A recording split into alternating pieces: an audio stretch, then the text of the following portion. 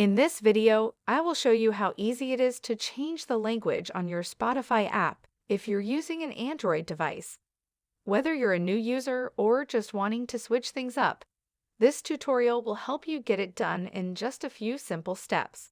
So make sure to watch this video until the very end to learn how to change your Spotify language on Android.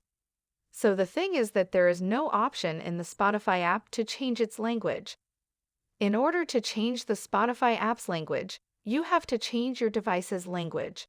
So if you want to do that, tap on Settings, and then tap on the search bar up top and simply type in Language, and then tap on Language and Region.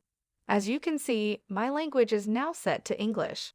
So what you want to do next is tap on Add Language, and then select the language that you want your Spotify app to be in. And then tap on it and your device's language will be the one that you selected. After that, open up the Spotify app and it will also be in the language that you selected. So that wraps up this video. If you have any questions about this whole process, please let me know in the comments section below. And if this video helped you out, please give it a big thumbs up and subscribe to this channel for more tutorial videos like this one. Thank you so much for watching and have a good day.